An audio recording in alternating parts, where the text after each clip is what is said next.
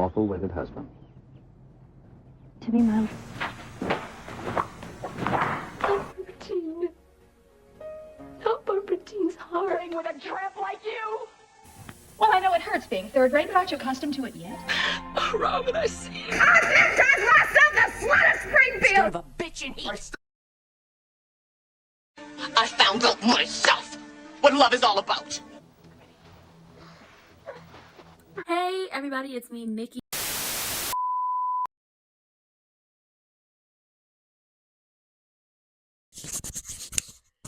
Hey everybody, welcome to Ranting with Ricardo. We are here for what? Dim subs. Okay, we're here to talk about dim subs.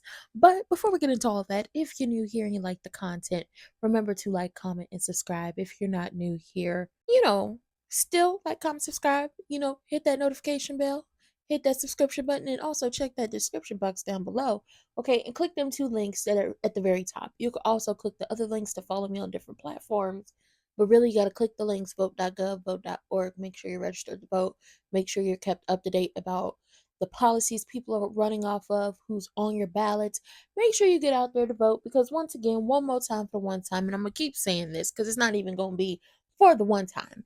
If you voting was not important, if your vote didn't matter, if it didn't count, if it didn't make a change for anything, then they wouldn't be trying to snatch your voting rights away, okay? It wouldn't be the case. And listen, I practiced my civic duty on the 6th.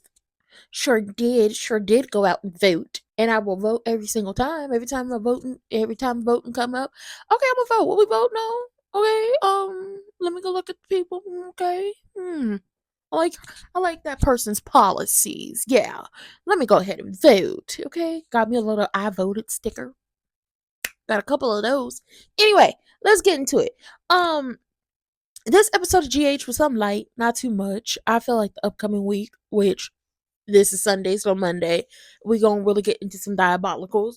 I don't know if y'all trying to set up a storyline where it's gonna be a situation of... Hold on. First of all, I just remembered that Rick and Sunny have been married to the same woman. Wow. Anyway.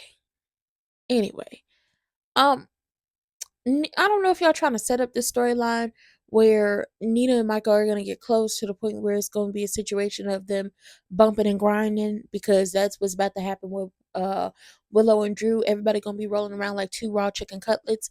I don't know if that is the case and that's what y'all have decided to do, but go ahead, Miss Girl. I guess. Okay. Nina and Michael are having lunch at the Metro Court, and he's like, I just want to thank you for everything you've done and everything you've done with Willow and the help that you were willing to give with my mom and introducing me to the congressman, and we're going to be working together very closely, and you are the perfect person for Crimson. He just blowing smoke up her skirt. And he just thinking, I want to thank you, Heavenly Father. Except this time, I want to thank you, Nina. That's what he's giving, and it's just like, girl, it's too much. So they get to talking about how if Drew gets elected, he gonna be in DC, and Michael just keeps saying, oh, he's, Willow's gonna miss him, and it's just like, so you don't hear yourself? Why is your wife going to miss another man like she would miss you if you took off to DC? Something's not right here, but once again, Michael likes to ignore the signs, and every single time he ignores the signs with a woman, he ends up in a bad situation. Okay, you better hope she don't turn out like a sister. So Drew and Willow, they end up on the elevator, and it's like room for one more. So the elevator ends up getting stuck. So they in there talking, and they talking about him traveling and her traveling, and how she can't really travel because she got her children, and for the foundation. And Drew is like, oh no, we understand that. Okay, we do. Like, I understand that. Like, the Institute understands that nobody's going to make you do anything you don't want to do. So they end up calling Olivia because the elevator gets stuck, and, they got to wait for it to happen. And, they still talking and flirting. Okay, the energy is giving flirt. Okay, this is the whole... When people are like, oh, certain people on the shows don't have chemistry, this is the epitome of chemistry, because they can't be around each other without one another either, at least wanting to jump each other's bones. Okay, this is why you got to bring the chemistry reads back when y'all do the soap operas. I know y'all be like, oh, we want to surprise the people who got casted and everything. No. Because if the storyline you're carrying out that this person is going to end up with this person, or this person is going to be an integral part of somebody's storyline, then you got to have chemistry. Because if the chemistry falls flat and it's not there, then it's just like, don't do it. So Willow trying to steer clear of him, but they still talking, and she really wanna jump up on that tall man, okay? She really wanna, sip from that well. But she can't because she married and she knows it's wrong. And it's just like, as much as she wanna give it to him, she can't do it. But it's a will they won't they type situation, and the fact that y'all have a will they won't they with a married woman and her uncle in law, y'all's messy. Okay, this is messy. So by the time they get to the elevator, Michael leaves, because he's going up the stairs. He going to see Christina, and Nina goes to the elevator. Elevator finally gets fixed. They're talking. They wasn't kissing or anything, but Willow and Drew are just like super close. And Nina's like, "What's going on here? What's going on?" And Nina's like, hmm. That's a little messy for my taste. It is, girl. It's super duper, absolutely out of this world, astronomically messy. And she states to Drew once again, Willow loves Michael. She wants to be with Michael. Drew says it was just one kiss, and they're letting it go. And then Drew gets a call from a congressman who, feels like Drew ain't making enough, headway with the school board to get their support. And Nina's like, I can help you. Come by my place today. We'll have dinner. We'll figure it out. So what's going to happen is Drew and Nina are going to get even closer.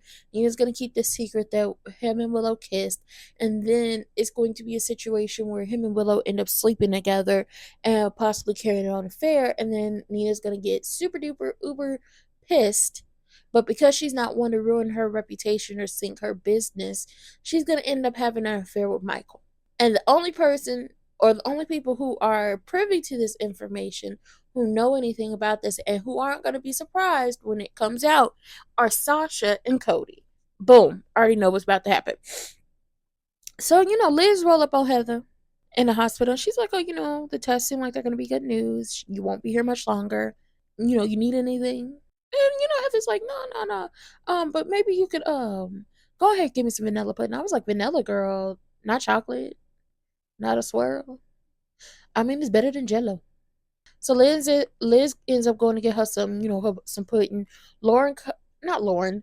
I'm thinking of the Young and the Restless. Laura comes to see Kevin, but he with a patient. So she talking to Liz. She learned Heather there, so she roll up on Heather to see what's going on, and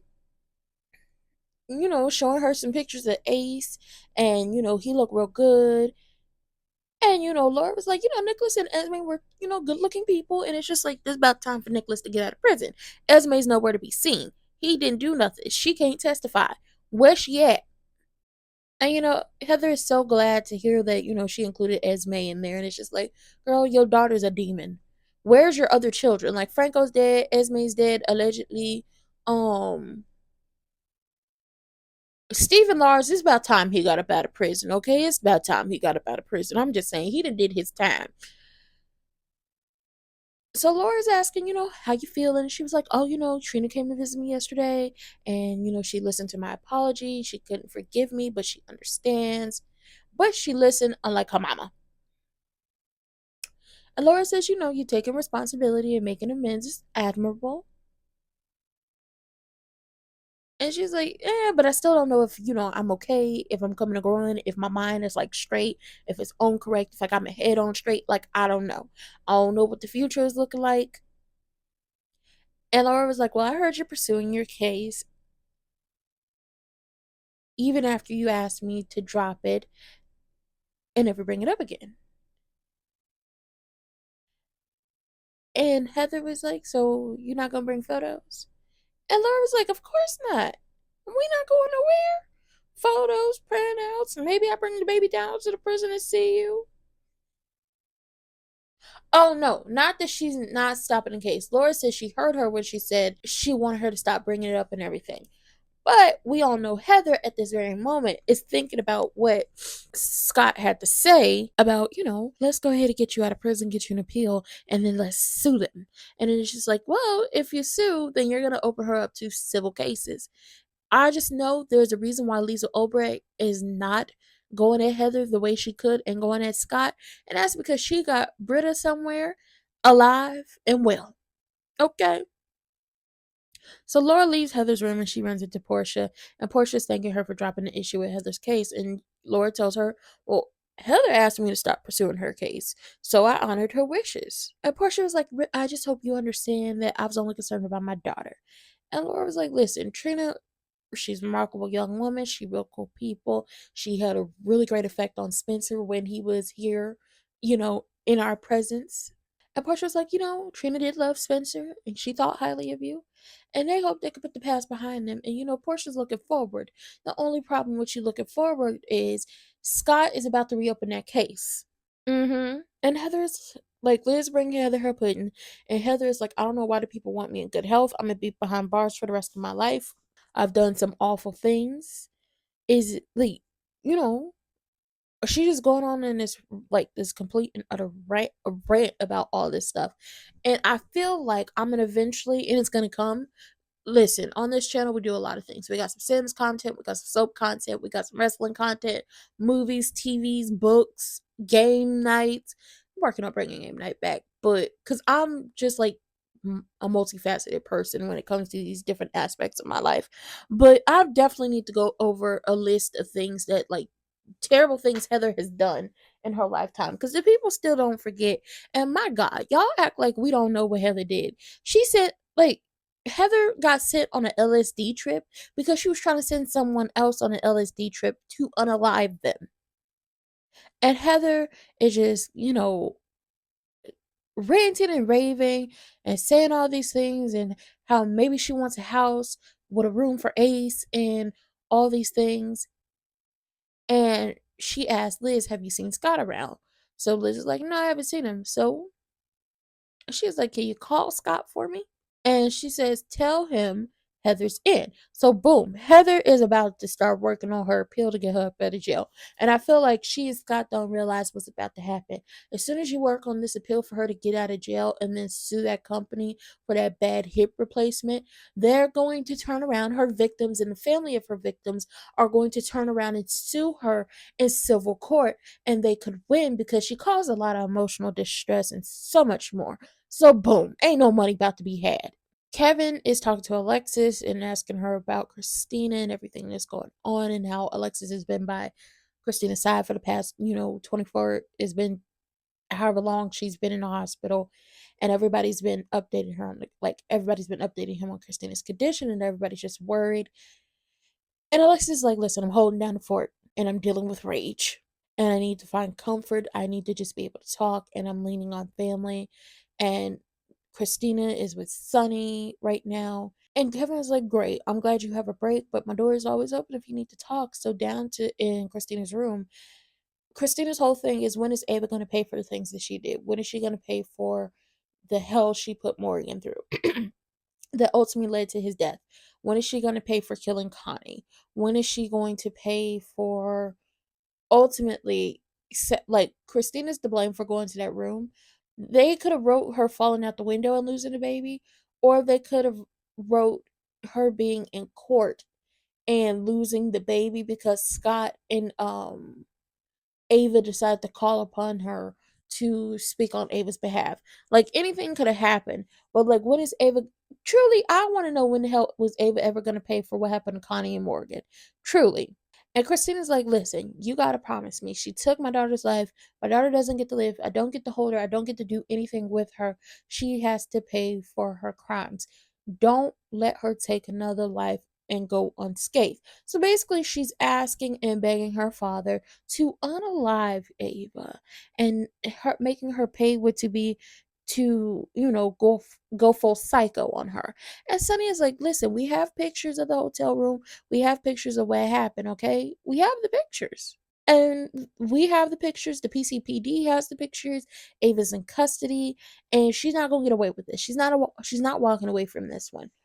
And she can't walk away from this one. Or if she does end up walking away from this one, the person who's gonna get the most blame is Agent Fake Jagger Cates. And she says, Ava might be in prison for the rest of her life, but my baby gone.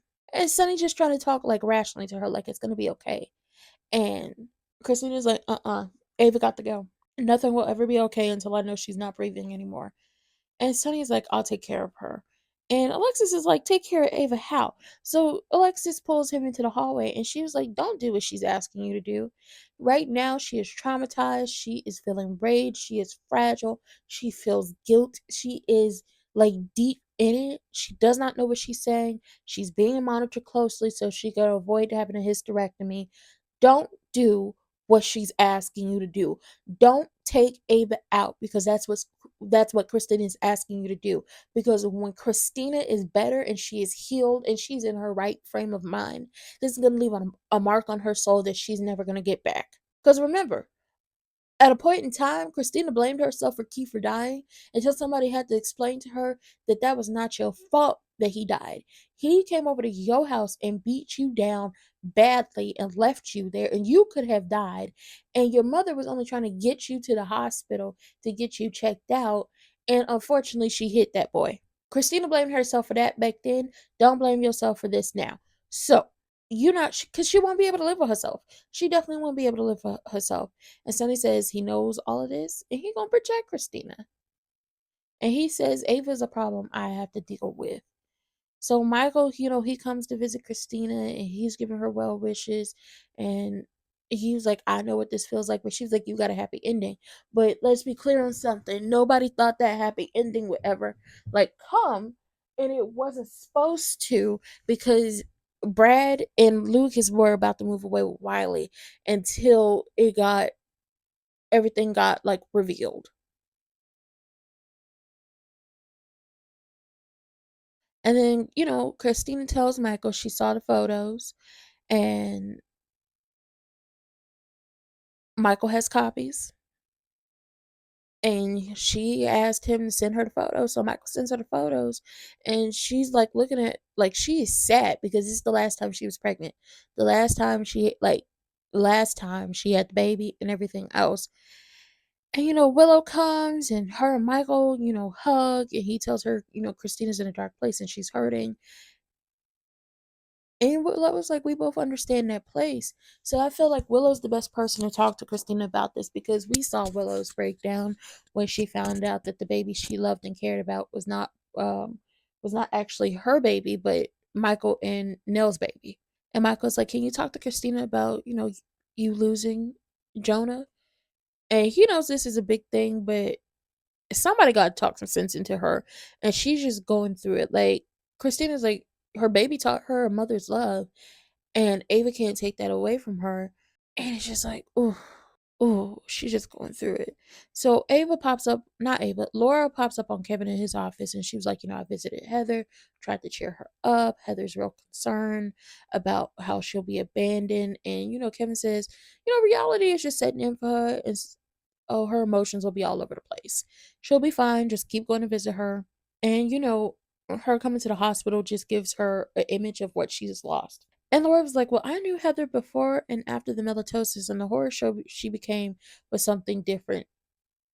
And she has mixed feelings in dropping Heather's case, even though Portia thanked her for dropping it. And it's just like, you knew her before the melatosis, and you knew how crazy her ass was then. So I don't know why you were trying to make it seem like she's not the crazy person she is. You knew her before the melatosis and everything she did. Laura likes to have selective memory and it's starting to work my nerves. It make my ass itch. She getting on my damn nerves with this. You knew her before the melatosis and when she she sent herself on the LSD trip and how she she faked sending her child to the children's chop shop and sold him into a baby market.